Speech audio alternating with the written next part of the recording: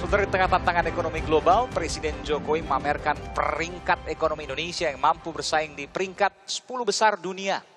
Presiden Jokowi menyebut Indonesia sudah masuk G20 bila dilihat dari produk domestik bruto berbasis power purchasing parity atau paritas daya beli. Tahun 2018 Indonesia berada di peringkat ke-7 dunia. Jokowi menjelaskan bahwa Indonesia termasuk dalam kelompok negara-negara dengan perekonomian terbesar di dunia berdasarkan produk domestik bruto. Di tahun 2018, produk domestik bruto Indonesia tercatat 1,111 triliun dolar Amerika Serikat. Namun di tengah prestasi ekonomi itu, Indonesia masih memiliki banyak pekerjaan rumah yang harus segera dibenahi. Badan Pusat Statistik mencatat di tahun 2018 jumlah penduduk miskin Indonesia sebesar 9,66%. Tidak hanya itu, pemerintah juga harus lebih bekerja keras dalam membuka lapangan pekerjaan. Hal itu karena tingkat pengangguran yang masih berada di angka 5,34%. Lantas apakah peringkat ekonomi Indonesia yang diklaim jadi juara 10 besar dunia mencerminkan masyarakat Indonesia sudah hidup sejahtera? Kita bahas usai tayangan berikut. Presiden Joko Widodo mengaku merasa heran dengan pihak yang menuding perekonomian Indonesia terus menurun. Menurut Jokowi, yang terjadi justru sebaliknya. Jika ekonomi Indonesia berada di peringkat bergengsi dunia. Menurut Jokowi, saat ini produk domestik bruto Indonesia berada di peringkat 16 dunia. Sementara bila dilihat dari paritas daya beli, Indonesia bahkan menduduki peringkat 7 dunia. Ya memang negara kita ini sekarang sudah masuk pada negara-negara besar yang namanya G20, G20. Indonesia sekarang GDP nominalnya kalau dihitung kita itu sudah berada di ranking ke-16. Kalau dihitung dengan GDP PPP, purchasing power parity, itu kita sudah berada di ranking ke-7 dunia. Ini banyak yang nggak ngerti sehingga kita ini sering banyak yang masih mengeluh, tidak bersyukur. Sementara itu, ekonom dari Indef, Bima Yudhistira Adinegara memprediksi pertumbuhan ekonomi Indonesia tahun 2020 cukup terpukul oleh beberapa faktor. Salah satunya terkait kasus virus corona. Diprediksi ekonomi Indonesia pada kuartal 1 hanya tumbuh 4,7 hingga 4,8%. Proyeksi pertumbuhan ekonominya memang dikhawatirkan bisa lebih rendah dari 5%, sekitar 4,7 sampai 4,8% pada kuartal pertama. Karena di kuartal pertama pun tidak ada dorongan dari seasonal ya, musiman. Belum ada lebaran ya, belum ada aktivitas ekonomi yang bisa mendorong konsumsi rumah tangga. Di tingkat dunia bisa jadi perekonomian Indonesia cukup perkasa. Namun hingga saat ini tak dipungkiri, Indonesia masih menghadapi pekerjaan rumah, di antaranya mendongkrak pertumbuhan ekonomi serta penciptaan lapangan kerja. Tim Liputan Kompas TV. Peringkat ekonomi Indonesia diklaim menyabet peringkat ke-7 dari seluruh dunia. Lantas benarkah seluruh masyarakat Indonesia bisa ikut merasakan prestasi ini? Langsung kita bahas bersama narasumber yang sudah hadir di Menara Kompas. Deputi 3 Bidang Ekonomi, Kantor Staf Presiden, Denny Puspa Purbasari. Hadir pula ekonom senior Universitas Indonesia, Bung Faisal Basri. Selamat malam Bung Faisal. Mbak Denny, saya ingin Anda menerjemahkan kepada saya dan juga publik apa yang kemudian dibanggakan oleh Pak Jokowi bahwa ekonomi Indonesia peringkat ke-7 seluruh dunia, ranking 7, luar biasa, 10 besar. Ya, jadi memang kalau kita melihat data di Bank Dunia, itu memang biasanya GDP itu diukur untuk bisa diperbandingkan antar negara. Pendapatan domestik bruto ya? Ya, itu adalah dengan menggunakan mata uang US dollar. Nah, hanya saja tidak hanya biasanya dilaporkan tidak hanya US dollar yang berlaku, seperti misalnya saja dihitungnya adalah $1 sekarang 14.000, tetapi karena $1 itu di negara berkembang memiliki daya beli yang lebih tinggi, maka yang terjadi adalah di situ juga dilaporkan yang berdasarkan PPP, Purchasing Power Parity. Dan saya sudah cek memang betul bahwa pada tahun 2018 GDP Indonesia atas dasar PPP itu menempati peringkat ke-7 sebesar 3,1 triliun US dollar PPP. Yang itu meningkat dari 10 tahun silam 2009 di mana Indonesia di peringkat 11 sebesar 1,9 PPP US dollar. Pertanyaan saya sederhana. Apa artinya dan apa efeknya untuk masyarakat Indonesia? Kalau kita melihat angka ini, sebenarnya ini GDP itu adalah ukuran kue perekonomian. Ini bisa dikatakan bahwa memang ukuran perekonomian Indonesia itu relatif besar di dunia. Nah, kalau kita bicara tentang angka ini tadi bahwa dalam 10 tahun terakhir itu meningkat, ini menunjukkan memang kue ekonomi Indonesia ini makin lama makin besar. Namun pada saat yang sama kita juga mengakui bahwa jumlah penduduk Indonesia juga tumbuh. Karena itu ini kita bicara tentang size of pie yang semakin besar, seperti pizza yang semakin besar, tetapi di sisi yang lain jumlah yang memakannya juga semakin banyak. Tetapi kalau kita lihat berapa sih sebenarnya GDP per kapita masyarakat Indonesia selama 10 tahun itu juga ditunjukkan di statistiknya Bank Dunia juga meningkat. Namun memang peringkatnya tidak setinggi seperti total ekonomi atau ukuran ekonomi Indonesia. Ukuran ekonomi Indonesia yang semakin besar karena penduduknya makin banyak atau pendapatan penduduknya yang makin tinggi? Dua-duanya. Dua-duanya? Betul. Anda mengklaim dua-duanya? Ya. Anda setuju dengan itu Bung Faisal? Ya. Penduduknya makin banyak dan pendapatannya makin tinggi. Betul. Dan jadi betul bahwa Indonesia peringkat secara ekonomi, ukuran ekonomi, size ekonomi, Indonesia peringkat ke-7 dari seluruh dunia. Betul. Peringkat 7 berdasarkan paritas daya beli. Oke. Ya. Betul Pak Jokowi, peringkat 16 berdasarkan nominal PDB-nya. Nah, namun di situ kan yang ada yang memproduksi Chevron, ada Freeport sebagian, pokoknya semua yang hadir di Indonesia turut serta berproduksi. Nah, orang asing ini kan membawa haknya. Nah, jadi kalau kita ingin lebih persis mencerminkan apa yang kita dapat, pendapatan nasional bruto. Tadi kan produk domestik bruto. Nah, pendapatan nasional bruto itu udah klaim Indonesia. Nah, itu kan Anda? Pendapatan nasional bruto itu tanpa asing ya? Tanpa asing. Pendapatan nasional bruto per kapita ya nominal kita nomor 120. Jauh sekali. Oh iya. 7, 16 langsung 120. 120. 3.840. Dari berapa negara itu? Sekitar 200 negara ya? Dari 190 negara plus ada beberapa yang tidak tercover. Oke, sekitar 200 negara lagi. 200 negara. Jadi 120 kita peringkatnya. 120 dengan gross national income per kapita 3.840. Oke. Kalau pakai PPP tadi nomor 7 kan. Kalau pakai PPP per kapita, gross national income PPP per kapita, kita nomor 103. Pokoknya ratus-ratus deh. Dengan 12.670, kita di bawah Afrika Selatan, Thailand, Malaysia, China, Brazil, dan sebagainya. Bahkan di bawah Malaysia dan Thailand. Di bawah Malaysia dan Thailand. Kalau pakai G20 tadi Pak Jokowi bilang, kita satu-satunya di negara, satu-satunya anggota ASEAN yang merupakan anggota G20. Jadi yang membuat kita besar adalah pengalinya besar. Anda mengatakan jumlah penduduknya. Jumlah penduduknya dan kita akan menjadi terus besar karena sampai 2050 penduduk Indonesia itu sekarang kan kita nomor 4 di dunia penduduknya.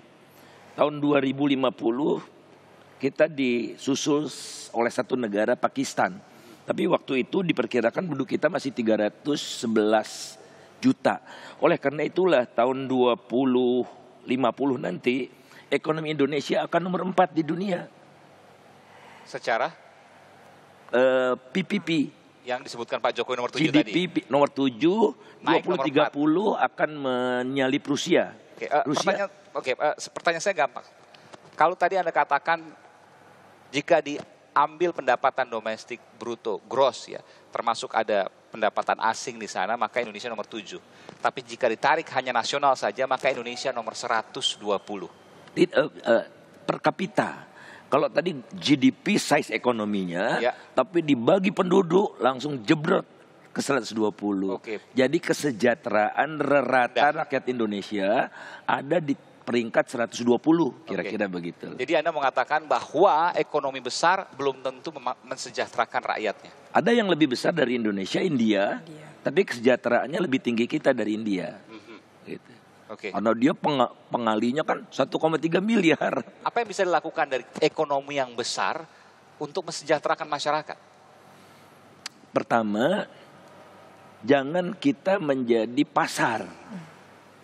Jadi Indonesia ini kan pasarnya besar, purchasing power parity. Jadi paritas daya beli.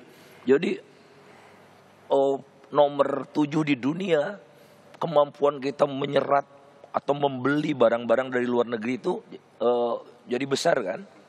Jadi semua pelaku di dunia ini ingin masuk ke Indonesia karena daya tarik pasar Indonesia besar. Walaupun katakanlah belinya kecil-kecil misalnya, tapi banyak. Iya banyak, Luar tapi biasa, ya. mudah-mudahan kita tidak hanya jadi konsumen, kita jadi produsen gitu kan. Karena misalnya industri manufaktur per kapita, kita nomor 69. Ekspor per kapita, kita jeblok lagi. Jadi kemampuan kita bersaing itu menurun. Apa yang terjadi kalau Indonesia ekonominya besar tapi bergantung pada luar? Ya santapan buat pelaku pasar di dunia ini sebagai pasar. Kita Terhadap sebagai masyarakat market Indonesia, saja. apa yang menjadi efek? Bang? Terhadap warga Indonesia, apa yang menjadi akibat? Ya kalau kita sebagai pasar aja untuk membelinya kan dari mana? Ya dari tebang hutan, keruk batu bara, jadi nggak produktif gitu. Negara konsumtif ini sekarang yang nambah lagi nih, pertumbuhan pengeluaran turis Indonesia di luar negeri lebih cepat dari pertumbuhan pengeluaran turis luar negeri ke Indonesia misalnya. Karena kita sebagai konsumen, luar biasa. Sehingga pendapatan pariwisata kita netonya tinggal 5 miliaran gitu. Dan itu kemudian mempengaruhi pendapatan tiap orang Indonesia yang akan selalu rendah kalau seandainya masih bergantung pada luar. Ya lama-lama kalau kekayaan alamnya habis, selesai semua. Iya. Mbak Deni, apa yang bisa disampaikan di sini? Artinya ini size ekonominya besar, ukuran ekonomi besar, tapi belum memberikan manfaat yang maksimal bagi warga Indonesia karena pendapatan per kapita masih rendah. Tadi saya sampaikan bahwa pertama adalah fakta bahwa ada pertumbuhan selama 10 tahun belakangan, bahwa kue ekonomi Indonesia membesar. Tetapi pada saat yang sama jumlah penduduk Indonesia juga membesar. Namun statistik menunjukkan bahwa Indonesia kalau dilihat dari PPP itu tadi pendapatan per kapitanya saat ini itu adalah peringkat 97 dengan pendapatan per kapita 12.670. Padahal 10 tahun sebelumnya kita di peringkat 112. Jadi sebenarnya dari 112 sudah ada peningkatan ke 97, itu sebesar 7.540. India, salah satu juga member dari G20, itu pada tahun 2019 yang kemarin, itu ada di peringkat 124 dengan pendapatan per kapita 7.680. Saya akan mengatakan begini Mas, untuk membuat masyarakat Indonesia ini makin sejahtera, nomor 1, maka yang paling jelas adalah pertumbuhan penduduk harus dikendalikan. Ini tadi kan gampangannya seperti tadi kan. Nanti dikalahkan Pakistan nggak apa ya 2050? Saya pikir ini kita itu harus melihat pada kualitas, bukan sekedar kejar mengejar. Tetapi apa yang paling katakanlah esensial bagi masyarakat. Yang pertama adalah kita harus memastikan pertumbuhan penduduk kita terkendali. Yang kedua adalah penduduk yang existing, yang sudah ada, yang sudah dewasa, dipastikan makin produktif. Karena apa? Dengan produktivitas itulah setiap orang akan menghasilkan output lebih besar. Nah, kemudian yang ketiga tentu saja adalah kemajuan teknologi. Karena dengan adanya kemajuan teknologi ini membuat kemudian per 1 jam kerja manusia Indonesia itu hasilnya akan makin besar. Betul, produktivitas. Saya pikir itu adalah kuncinya. Dan itu sifatnya semuanya adalah struktural jangka panjang. Tidak ada katakanlah quick wins. Nah, kemudian yang bisa mendongkrak hanya dalam jangka pendek itu adalah investasi yang lebih besar. Apa yang disampaikan tadi oleh Bung Faisal bahwa ada khawatiran bahwa ekonomi besar karena penduduknya besar, tapi kemudian bergantung pada luar dan ketika nanti kekayaan alam sudah habis selesai semua. Apa yang kemudian bisa disampaikan sini untuk mengantisipasi hal itu nggak akan pernah terjadi tuh? Yang pertama adalah pengelolaan ekonomi, pengelolaan sumber daya alam Indonesia. bahwa kita tidak bisa kemudian berpikir pragmatis untuk katakanlah kesejahteraan orang Indonesia yang hidup hari ini, kemudian kita kuras sumber daya alam untuk kesejahteraan kita sekarang. Karena kita itu harus memikirkan generasi Indonesia yang belum dilahirkan. Kita harus memikirkan apa yang katakanlah kita tinggalkan, wariskan kepada mereka. Bukan alam Indonesia yang sudah dikuras habis.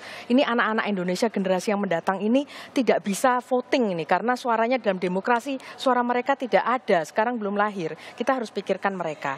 Yang kedua, kita tetap harus kemudian memiliki paradigma yang namanya sustainable development. Tidak bisa namanya pembangunan itu terus-menerus dengan mengeksploitasi alam. Pada akhirnya akan mentok kalau misalnya saja pendekatannya adalah dengan menguras Pak alam. Jokowi telah melakukan itu.